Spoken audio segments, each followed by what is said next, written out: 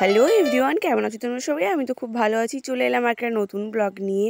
আগের ব্লগটা নিশ্চয়ই তোমরা সবাই দেখিয়ে নিয়েছো, আর তোমরা সবাই তো খুশি খবরটা জেনেই গেছো। আমি মা হতে চলেছি, আর ভিডিওটা অনেক লেটেও পোস্ট করেছি। কেন সেটাও আমি বলে দিয়েছি। তো যারা যারা আগের ভিডিওটা দেখে আসোনি, তাড়াতাড়ি আগের ভিডিওটা দেখে আসো, নাহলে এই ভিডিওটা কোনো কিছু বুঝতে পারবে না। গুড নিউজ তো সবাই জানতে পেলাম, আর সবাই খুব খুশিও হলাম।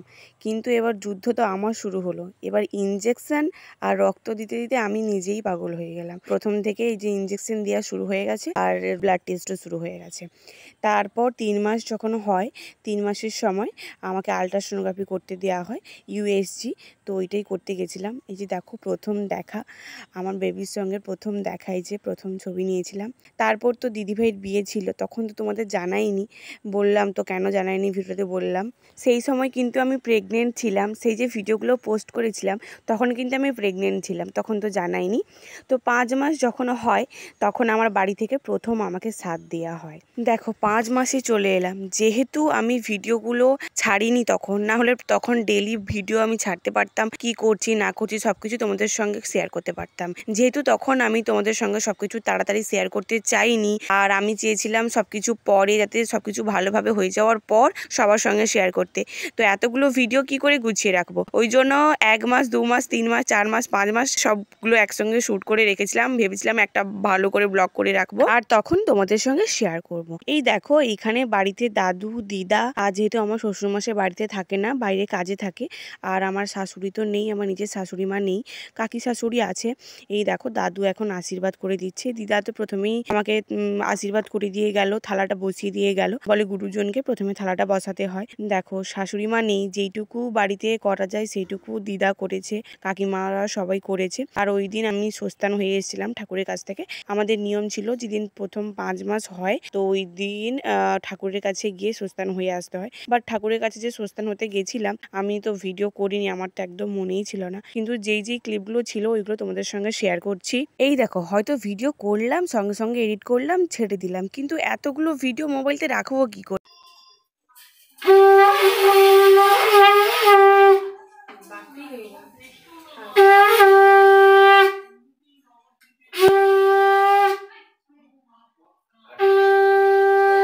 আর এই দেখো, এখন বড় কাকিমা, মানে বড় কাকি শাশুড়ি আমাকে আশীর্বাদ করছে। ছোট কাকুও ছিল না, কাজে ছিল। আবার প্রথমে তো আমি বললাম আমার শ্বশুরমশাই বাড়িতে থাকে না, বাইরে কাজে থাকে, আর ওই সময়ও বাড়িতে ছিল না।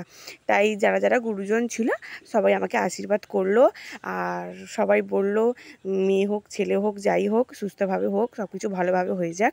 আরও কত ভালো ভালো মোমেন্ট ছিল, কিন্তু কি আর করব, সব কিছু তো ভিডিও করা ছিল না। আর যদিও ভিডিও করা ছিল, অনেক ভিডিও তো ডিলিট হয়ে গেছে। 9 মাসের ভিডিও রাখা যায় মোবাইলে? খেলে এই যে বসছে, ভাই হয়, তো প্রথমে খেলো, আমাকে খাইয়ে দিল। আমি বলছি তুমি একটু খাও, দিয়ে নিচ্ছিল না, আমি আবার নিয়ে খাইয়ে দিলাম। আর এইদিকে তো ছোটো বোনও বসছে, ছোটো কাকিমা ছোটো মেয়ে, এই যে এদিকে বসছে। দিয়ে আমি বলছি এবার তুই খা, নে কী নিবি নে। আমি দিয়ে আবার ভাই চলে যাচ্ছে, আমি বলছি না না যেও না, পাশে বসো, তুমি খাও। ও হ্যাঁ, তোমাদের তো বলাই হয়নি কি কি ছিল। ওই যে তোমরা যা যা দেখতে পাচ্ছ, আর লুচি করেছিল, তারপর সুজি করেছিল, ওইদিকে ফল ছিল, 5 রকমের মিষ্টি ছিল, এদিকে চকলেট। ওই জন্য নতুন সেদিন সব কিছু করেছিলাম। তো বন্ধুরা, তোমাদের ভিডিওগুলো কেমন লাগছে?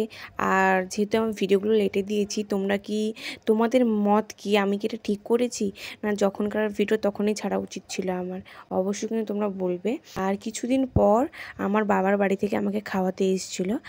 এই দেখো, তো আমাদের এখানে নিয়ম আছে, প্রথম বাড়ি থেকে খাওয়ায়, তারপর 5 মাসে বাবার বাড়ি থেকে খাওয়াতে হয়, 7 মাসেও খাওয়াতে হয়, আবার 9 মাসেও খাওয়াতে হয়। আমাদের এইখানে এরকমই নিয়ম আছে। এই দেখো, 5 মাসে যে 7 খাওয়ানো হয়, ওই সময় মোটামুটি টুকটাক করে খাইয়ে দেওয়া হয়। 7 মাসে যে 7টা খাওয়ানো হয় বাবার বাড়ি থেকে, ওইটাই ভালো করে খাওয়ানো হয়। সেটার আবার অনেক নিয়ম থাকে, আর সবাইকে ডাকা হয়, আর অনেক খরচও আছে।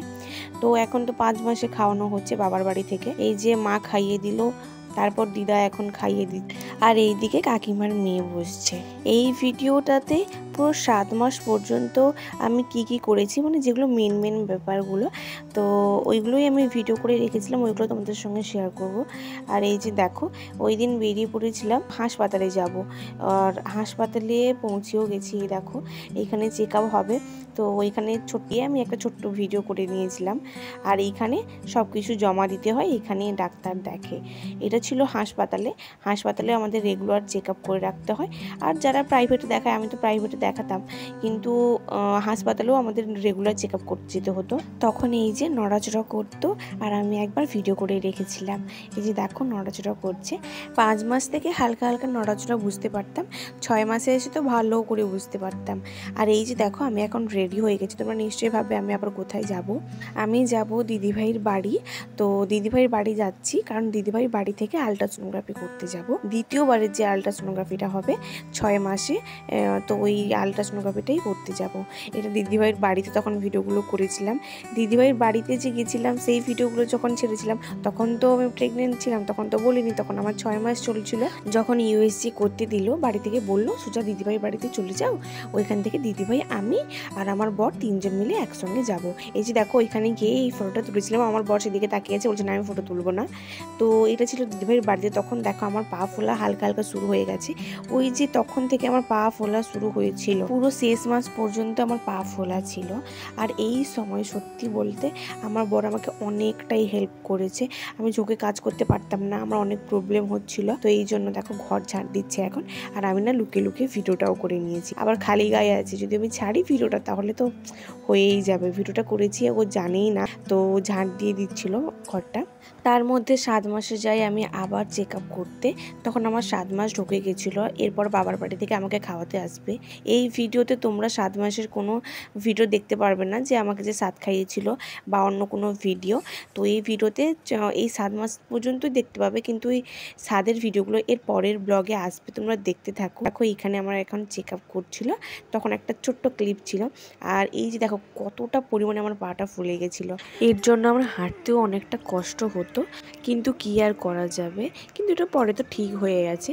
আর এইটা দেখো, এটা ছিল 7 মাসের সময় এই ভিডিওটা আমি করে রেখেছিলাম। তখন না খুব ভালোভাবে আমি নড়াচড়া বুঝতে পারতাম। আমার বাবার বাড়ি থেকে 7 খাওয়ানোর কিছুদিন আগে এই দেখো ঘর বাড়ি সব পরিষ্কার করা হচ্ছে, কারণ বাবার বাড়ি থেকে 7 খাওয়াতে আসবে 7 মাসের, আর অনুষ্ঠান আছে ওই জন্য। তো 7-এর ভিডিওগুলো তোমরা পরের পার্টে দেখতে পাবে। তো চলো টাটা, এখানেই ভিডিওটা এন্ড করছি। টাটা।